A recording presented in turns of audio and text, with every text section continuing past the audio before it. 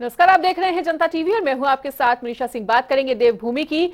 और उससे पहले आपको बता दें, इस वक्त एक बड़ी खबर आ रही है सामने। बड़ी खबर, बड़ा अपडेट आपको बता दें इस वक्त की बड़ी जानकारी का रुख कर लेते हैं। उत्तराखंड के पूर्व सीएम पहुंचे हैं गोरखपुर और त्रिवेंद्र सिंह रावत ने गोरक्षनाथ मंदिर के दर्शन किए। वहीं महायोगी गोरक्षनाथ जी का दर्शन पूजन उन्होंने किया है। त्रिवेंद्र रावत ने सीएम योगी आदित्यनाथ के साथ भी शिष्टाचार भेंट की है। तो उत्तराखंड के पूर्व सीएम गोरखपुर पहुंचे हुए हैं। वहीं त्रिवेंद्र सिंह रावत गोरक्षनाथ मंदिर भी पहुंचे। महायोगी गोरक्षनाथ जी का उन्होंने पूजन दर्शन किया। वहीं त्रिवेंद्र रावत ने सीएम योगी के साथ भी मुलाकात की। उत्तराखंड के पूर्व सीएम पहुंचे गोरखपुर। तो त्रिवेंद्र सिंह रावत गोरक्षनाथ मंदिर पहुंचे हैं और उन्होंने सीएम योगी के साथ शिष्टाचार भेंट भी की है।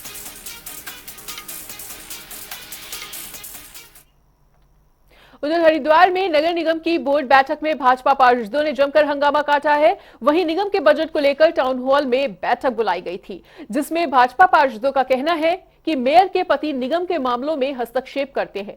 उन्होंने आरोप लगाया कि मेयर पति ने भाजपा महिला पार्षदों के आगे अर्धनग्न होकर प्रदर्शन किया। भाजपाइयों का प्रदर्शन इतना ज्यादा बढ़ गया कि मेयर अनीता शर्मा को बोर्ड बैठक को बीच में ही छोड़कर जाना पड़ा। वहीं भाजपा पार्षदों ने मेयर अनीता शर्मा के पति अशोक शर्मा पर महिला पार्षदों के साथ अभद्रता करने का भी आरोप लगाया है और माफी मांगने की मांग की है। के टेंडर उनकी पत्नी ने और नगर निगम ने किए हैं। मेयर पति यहाँ पे आके अपने कपड़े उतार के बैठ गए और उनके नालों की सफाई का विरोध करने पे उतारू हो गए हैं। शर्मा जी 4 साल पहले नालों में उतरते थे। बीच में पिछले साल जब इलेक्शन थे तो वो लड्डू बांट रहे थे और दूध पिला रहे थे कि परिवर्तन परिवर्तन परिवर्तन होने जा रहा है। अब वो परिवर्तन भी समाप्त हो गया। अब ये फिर कूड़े के ऊपर आके बैठ गए हैं, शहर की सफाई की व्यवस्था को लेकर बैठ गए। मुझे अशोक शर्मा जी का विरोध ये समझ नहीं आता कि अपनी पत्नी का विरोध कर रहे हैं, मेयर का विरोध कर रहे हैं। और मेयर का विरोध कर रहे हैं तो मेयर उनकी पत्नी है। तो भाजपा पार्षद दल ने क्या बहिष्कार कर दिया बैठक? नहीं, अभी बहिष्कार नहीं किया। हमने मेयर मैडम से पूछा है कि वो या तो अपने पति का विरोध करें या उनका समर्थन जारी करें, और अगर वो उसका विरोध करती है तो उसमें उनके खिलाफ कार्रवाई करें। बताओ कि लोकतंत्र की हत्या कर रहे हैं, कोई आदमी बाहर बैठा है तो उसे बैठने का अधिकार नहीं है? एक महिला को दबाना चाहते हैं। महिला कभी दबने वालों में नहीं है, जब कोई भी हो महिला। पर मैं अपने परिवेश से मैं कुछ नहीं सुनूंगी, क्योंकि वो एक समाज सेवी है, समाज सेवा कर रहे हैं और इनको वो गलत लग रहा है क्योंकि सफाई हो रही है, हर जगह काम कर रहे हैं वो। तो इन्हें वो हो रहा है कि क्यों हो रहा है शहर में सफाई। तो ये आप सभी जानते हो, जनता भी जानती है। जो अच्छा काम कर रहा है उसको दबाने की कोशिश कर रहे हैं ये लोग। चारधाम यात्रा में दर्शन करने वाले तीर्थयात्रियों का आंकड़ा 20 लाख के पार हो चुका है और सबसे अधिक 7,13,000 यात्रियों ने बाबा केदारनाथ के दर्शन किए हैं। अब तक चारधाम यात्रा के लिए 40 लाख से ज्यादा यात्री पंजीकरण करा चुके हैं और सरकार ने भीड़ को नियंत्रित करने के लिए फिलहाल 15 जून तक केदारनाथ धाम की यात्रा के लिए ऑनलाइन पंजीकरण पर रोक लगाई हुई है।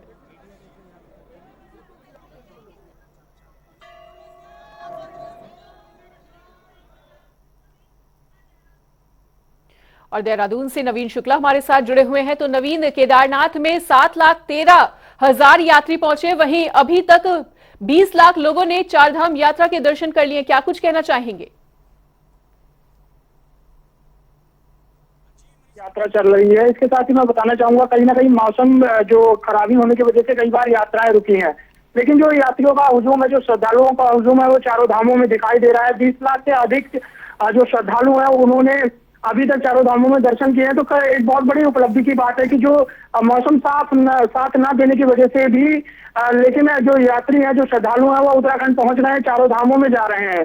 इसके साथ ही मैं बताना चाहूंगा कि शासन और प्रशासन लगातार यात्राओं की मॉनिटरिंग कर रहा है। मुख्यमंत्री पुष्कर सिंह धामी खुद लगातार चारधाम जो यात्रा चल रही है उसका फीडबैक भी लेते हुए नजर आते हैं। वो लगातार जो अधिकारी हैं, कर्मचारी हैं, उनसे यात्रा की किस तरीके की व्यवस्था है, इन सब तमाम चीजों पर चर्चा करते हुए नजर आ रहे हैं और खुद वो रीड करते हैं। और कहीं ना कहीं इससे साफ होता है कि जो चारधाम यात्रा है वो पूरी तरीके से सुचारू रूप से चल रही है। हालांकि कई बार मौसम जरूर खराब होता है, उसकी वजह से यात्रा रुक जाती है, लेकिन श्रद्धालुओं का जो हुजूम है वो चारों धामों में दिखाई पड़ रहा है। लगभग 20 लाख जो यात्री हैं, जो श्रद्धालु हैं, वो चारधाम में दर्शन कर चुके हैं। इसके साथ ही सबसे बड़ी बात यह है कि जो केदारनाथ धाम की जो यात्रा है उसमें तमाम सारी जो श्रद्धालुओं का हुजूम ज्यादा देखने को मिलता है। केदार बाबा के दर्शन करने के लिए जाते हैं, तो कहीं ना कहीं व्यवस्थाओं को दुरुस्त करने का काम किया गया है। शासन और प्रशासन लगा हुआ है, यात्रियों को किसी भी प्रकार की दिक्कत ना आए, इसका विशेष रूप से ध्यान रखा जा रहा है। इसके साथ ही बताना चाहूंगा कि मौसम विभाग जो है वो लगातार एडवाइजरी जारी करता रहता है, श्रद्धालुओं से अपील भी करता है कि जो श्रद्धालु आ रहे हैं वो मौसम का मिजाज देखते हुए ही चारों धामों की यात्रा करें। तो कहीं ना कहीं मौसम विभाग और शासन और प्रशासन और खुद मुख्यमंत्री पुष्कर सिंह धामी लगातार यात्रा की मॉनिटरिंग कर रहे हैं। श्रद्धालुओं का हुजूम उत्तराखंड पहुंच रहा है क्योंकि छुट्टियां भी शुरू हो गई हैं, तो इससे जो यात्रियों का जो आने का सिलसिला है और तेजी से बढ़ता हुआ नजर आ रहा है। बिल्कुल नवीन। तो नवीन, जिस तरह से आपने बताया कि बाबा केदारनाथ के दर्शन करने के लिए सबसे ज्यादा यात्री और श्रद्धालु पहुंचे हुए हैं और अभी भी लगातार वहां पे श्रद्धालुओं का हुजूम उमड़ता हुआ नजर आ रहा है, तो किस तरह की तस्वीरें इस वक्त देखने को मिल रही है, क्या कुछ जानकारी देना चाहेंगे वहां पर? जी निश्चित तौर पर मनीषा, अगर देखा जाए तो बाबा केदारनाथ धाम के दर्शन करने के लिए श्रद्धालुओं की भीड़ चलती है, चाहे दिल्ली की बात की जाए या फिर अलग अलग देश से ही नहीं बल्कि विदेशों से भी जो श्रद्धालु है वो चारधाम यात्रा के लिए आ रहे हैं। और खासकर बाबा केदार के दर्शन करने को लेकर ज्यादा लोग जो श्रद्धालु हैं वो उत्सुक रहते हैं। वहां पर किस तरीके से जो वहां की छटा है, वहां की घाटी को देखना और उनके बाबा केदार के दर्शन करना श्रद्धालुओं की सबसे बड़ी मंशा होती है। इसको लेकर तमाम सारे जो श्रद्धालु हैं तो लगातार उत्तराखंड पहुंच रहे हैं बाबा केदार के दर्शन करने के लिए। सबसे बड़ी बात यह है कि जो व्यवस्थाएं हैं उसे दुरुस्त करने का काम किया गया है कि श्रद्धालुओं को किसी भी प्रकार की दिक्कत ना आए। मौसम विभाग लगातार इस चीज को लेकर लगातार एडवाइजरी जारी करता है। इसके साथ ही अगर शासन और प्रशासन की बात की जाए तो व्यवस्थाओं को दुरुस्त करने का काम किया गया है।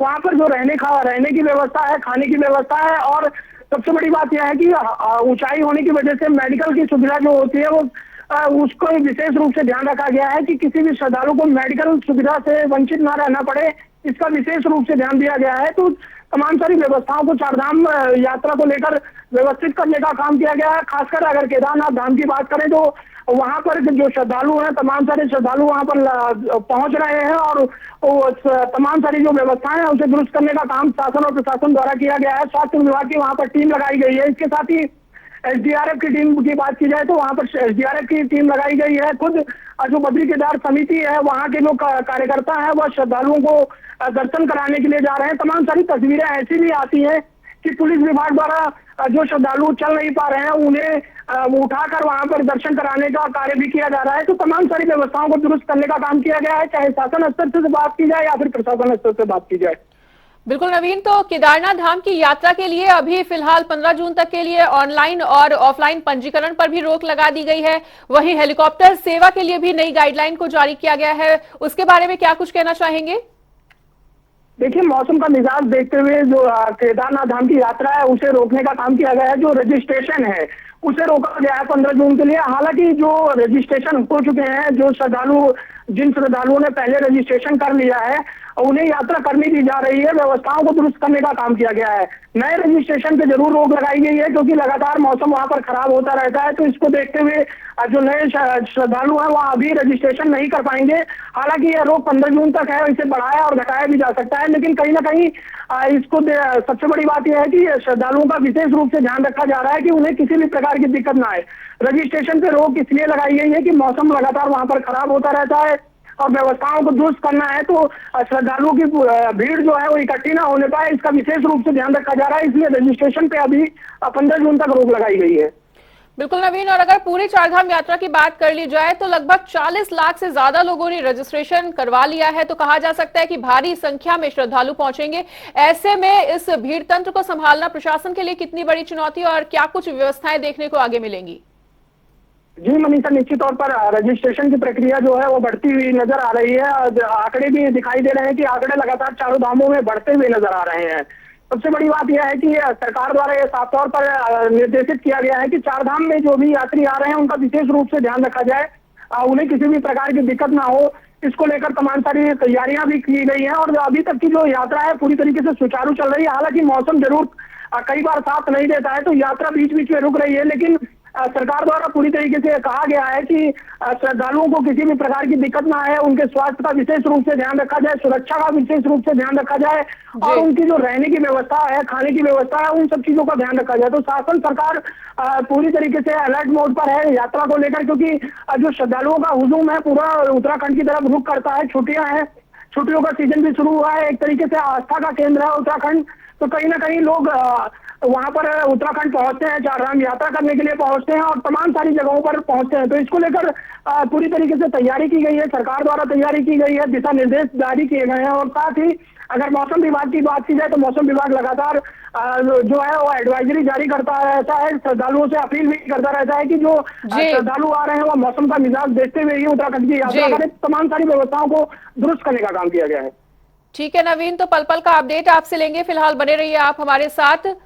और 40 लाख से ज्यादा रजिस्ट्रेशन हो चुके हैं और इस भीड़ तंत्र को संभालना प्रशासन के लिए वाकई में एक बड़ी चुनौती है। इसी वजह से केदारनाथ धाम यात्रा के लिए तो ऑनलाइन और ऑफलाइन रजिस्ट्रेशन पे भी रोक लगा दी गई है। और इसी बीच एक बड़ी खबर का रुख कर लेते हैं। बड़ी खबर, अहम जानकारी आ रही है इस वक्त के सामने।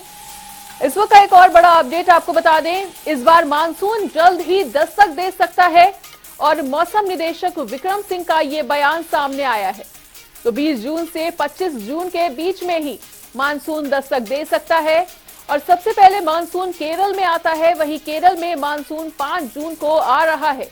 तो मानसून को देखते हुए नगर निगम भी तैयारियों में पूरी तरह से जुटा हुआ है। तो मानसून को लेकर इस वक्त का बड़ा अपडेट आपको बता रहे हैं, जहां मानसून इस बार जल्द ही दस्तक दे सकता है और मौसम निदेशक विक्रम सिंह ने ये बयान देकर जानकारी दी है। 20 से 25 जून के बीच में ही दस्तक दे सकता है मानसून। सबसे पहले केरल में मानसून आता है और केरल में इस बार मानसून 5 जून को आ रहा है। वहीं मानसून को लेकर नगर निगम की तैयारियां भी पूरी हैं और नगर निगम तैयारियों में जुटा हुआ है। तो इस बार मानसून जल्द दस्तक दे सकता है। इस वक्त की बड़ी खबर, बड़ी जानकारी, तो बड़ा अपडेट आपको बता रहे हैं। वही 20 से 25 जून के बीच में दस्तक दे सकता है मानसून और सबसे पहले मानसून केरल में आता है और 5 जून को मौसम यहां पर खराब होने की संभावना बनी हुई है।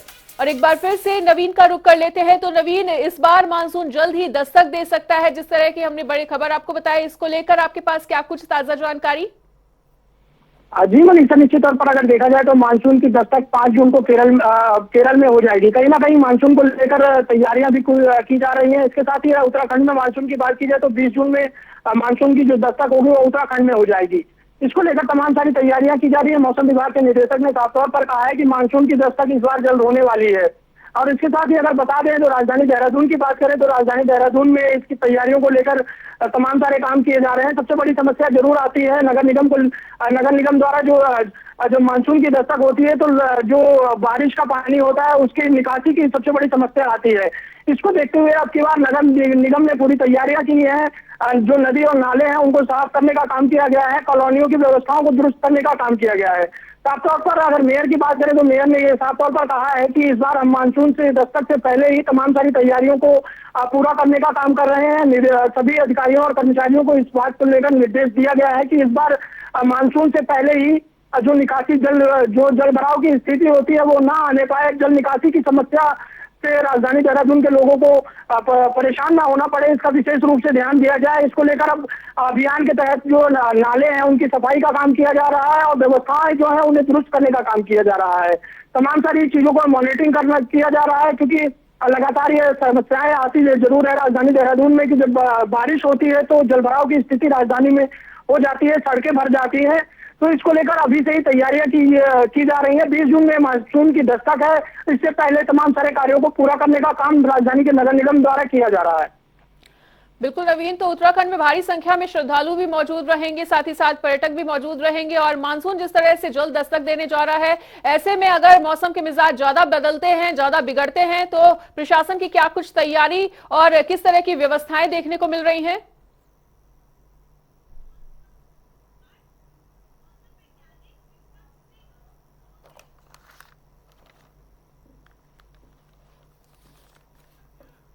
श्रद्धालु हैं और जो आम लोग हैं उनकी दस्तक ज्यादा बढ़ जाती है।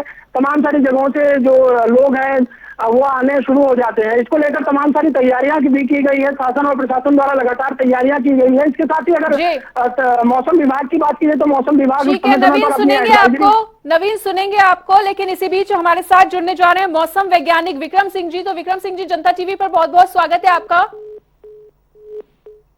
तो विक्रम जी के साथ हमारा संपर्क फिलहाल के लिए टूट गया है, एक बार फिर से संपर्क साधने की कोशिश करेंगे उनके साथ और रुक कर लेते हैं अपने संवाददाता नवीन का। तो नवीन अपनी बात को पूरा करें, उनसे संपर्क करने की फिर से कोशिश की जाएगी विक्रम जी के साथ। नवीन, क्या आप हमें सुन पा रहे हैं? तो फिलहाल नवीन से भी हमारा संपर्क टूट गया है। और नवीन, आपका भी बहुत बहुत शुक्रिया इस तमाम जानकारी के लिए। तो नगर निगम पूरी तरह से तैयारी में जुटा हुआ है, मौसम जल्द ही दस्तक दे सकता है। मौसम निदेशक विक्रम सिंह का ये बयान भी सामने आया था। और केरल में क्योंकि सबसे पहले मानसून आता है, तो 5 जून को ही वहां पर मानसून आ रहा है। और रुक करेंगे इसी के साथ अगली खबर का। लक्सर जंक्शन रेलवे स्टेशन पर आज जीआरपी के नवनियुक्त एसपी अजय गणपति कुंभार ने वार्षिक निरीक्षण किया है। और इस दौरान मौके पर जीआरपी की एएसपी अर्णव भारती और लक्सर जीआरपी की थानाध्यक्ष ममता गोला मौके पर मौजूद रहीं। इसके अलावा अन्य पुलिस चौकियों के प्रभारी भी मौजूद रहे। और एसपी अजय गणपति कुंभार ने अनुशासनात्मक बिंदुओं पर बारीकी से जायजा लिया। इस दौरान हथियारों सहित पुलिस की वेशभूषा और अन्य आवश्यक उपकरणों के संचालन को लेकर भी एसपी ने निरीक्षण किया और पुलिस अधिकारियों को जरूरी दिशा निर्देश भी दिए गए।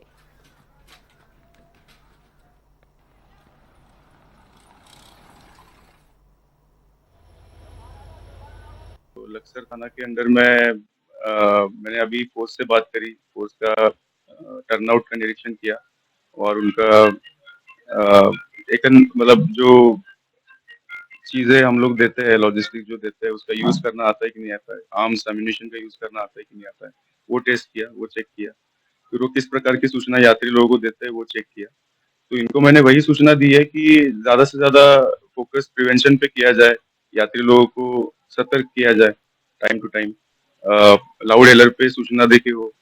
फिर हम लोग तो पहले ही हमारे एसओ को बता चुके हैं कि जो भी कंप्लेंट्स आते हैं उनको तुरंत अटेंड किया जाए।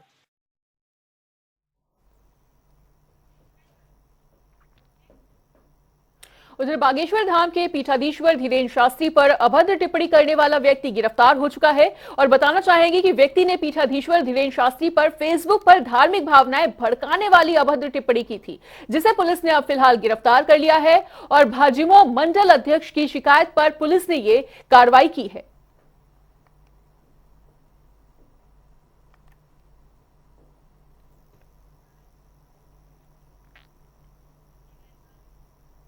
उधर हल्द्वानी के शीश महल गेट के पास वाली नहर में कूड़े करकट से बुरा हाल है। और कूड़े करकट से ये नहर पूरी तरह से लबालब है। हालात इतने ज्यादा खराब है कि जरा सी बारिश होने के बाद कूड़ा सड़कों पर आ जाता है। इसके साथ ही कूड़े का ढेर भी यहां पर लगा हुआ नजर आ रहा है। और कूड़े के ढेर से आने वाली बदबू से लोगों का जीना काफी ज्यादा मुश्किल हो चुका है। वहीं लोगों का कहना है कि इस बार इस पूरे मामले को लेकर कई बार नगर निगम के अधिकारियों के साथ शिकायत की जा चुकी है, उन्हें सूचना दी जा चुकी है, लेकिन प्रशासन की तरफ से कोई भी ठोस कदम नहीं उठाया जाता है। इसके साथ ही लोगों का यह भी आरोप है कि कूड़े उठाने के लिए कूड़े वाहन और वेणी सेना को हर महीने भुगतान किया जाता है, बावजूद इसके कूड़े का कोई भी प्रबंध नहीं हो रहा है। में इतना कूड़ा पड़ा हुआ है, इसमें इतनी बदबू आ रही है, ना इसे सिंचाई विभाग देख रहा है ना नगर निगम देख रहा है। इसी सिलसिले में कल मैंने मेयर साहब को भी नहर के कूड़े की समस्या के बारे में बताया। उन्होंने बताया कि वहाँ कूड़ा इतना पड़ा हुआ है कि जो नहर के आसपास लोग रहते हैं, चलते फिरते लोगों को इतनी बदबू आ रही है। और यही कूड़ा अगर फिर जब नहर अगर आएगा पानी, तो ये कूड़ा एचएम कोर्ट के पास निकलेगा और वहाँ पे फिर पानी ओवरफ्लो होगा। तो नगर निगम और सिंचाई विभाग दोनों का भी जिनका विषय बनता है, ये कूड़े को शीघ्र हटाए। और इससे बीमारियां जो गर्मियों के दिन में है, मच्छर और बीमारियां उत्पन्न होगी, इसका भी ख्याल नगर निगम और सिंचाई विभाग दोनों रखें। यहाँ पर ऐसा है कि सब लोग कूड़ा नहर पे डाल रहे हैं, गंदगी फैल रही है और दिन में यहाँ पर बदबू के मारे बैठना मुश्किल हो जा रहा है। यहाँ पर न तो नगर निगम का कोई बॉक्स लगा पड़ा है, न कोई डिब्बा रखा हुआ है, तो जो भी लोग आते हैं तो सब कूड़ा नहर पे डाल रहे हैं। तो इससे प्रदूषण खराब हो रहा है, यहाँ पर गंदगी आ रही है। यहाँ पर हमारी दुकान है, दुकान पे बैठने की बड़ी दिक्कतें हैं। यहाँ पर लोकल जो पार्षद हैं उन्होंने कई बार वीडियो डाले हैं और इतनी ज़्यादा बदबू है। गर्मियों का टाइम है, हालांकि हल्की हल्की बारिश हो जा रही है, लेकिन इतने मच्छर हैं उसकी वजह से और बहुत स्मेल है, कचरा जमा हो गया है। अब काम कहीं चल रहा है या कुछ भी है, पर नहरों की सफाई होनी चाहिए, निगम ने कुछ तो ध्यान देना ही चाहिए। तो उत्तराखंड स्वास्थ्य विभाग मेंटल हेल्थ को लेकर लगातार काम कर रहा है और इसी के तहत मानसिक स्वास्थ्य प्राधिकरण के साथ मेंटल हेल्थ रिव्यू बोर्ड भी मेंटल हेल्थ को लेकर काम कर रहे हैं। इस पर joint director mental health Mayank Badola ने बताया कि हर जिले में सीजीएम इसको हेड करते हैं और इसके अलावा स्वास्थ्य विभाग नशा मुक्ति केंद्रों को लेकर नई गाइडलाइन भी जारी करने की तैयारी में है। उत्तराखंड की स्वास्थ्य महानिदेशक विनीता शाह ने इस बारे में जानकारी देते हुए क्या कुछ कहा, वो भी सुनिए। हम लोगों का इस पर पूरा कार्य हो रहा है। Minimum standard for mental health establishment के लिए बनाए जा रहे हैं, जिसकी प्रक्रिया चल रही है। और उसके जब एक बार मिनिमम स्टैंडर्ड आ जाएंगे तो ये नशा मुक्ति केंद्र भी मेंटल हेल्थ एस्टेब्लिशमेंट की कैटेगरी में आते हैं, तो तब इस पर लगाम ली जाएगी। तो शीघ्र इस पर कार्रवाई चल रही है। मानसिक स्वास्थ्य प्राधिकरण के साथ साथ हमारे हर एक डिस्ट्रिक्ट में मेंटल हेल्थ रिव्यू बोर्ड्स भी हैं, जिसमें यदि किसी को किसी तरह की शिकायत है तो अलग अलग डिस्ट्रिक्ट्स में ये रिव्यू बोर्ड्स बने हैं, जिसको चीफ जुडिशियल मजिस्ट्रेट उस डिस्ट्रिक्ट के हेड करते हैं। कोई भी इस तरह की कोई शिकायत हो या किसी भी मानसिक व्यक्ति आपको सड़क में मिले या कोई नशा में ग्रसित कोई व्यक्ति मिले तो इन बोर्डों में भी अप्रोच किया जा सकता है। आप सीएमओ को भी अप्रोच कर सकते हैं और इसमें हम इंश्योर करेंगे कि उस व्यक्ति विशेष को पूरी सुविधाएं सरकार की तरफ से प्राप्त हो। और फिलहाल यहां पर रुकेंगे एक छोटे से ब्रेक के लिए। खबरों का सिलसिला लगातार जारी है, देखते रहिए जनता टीवी।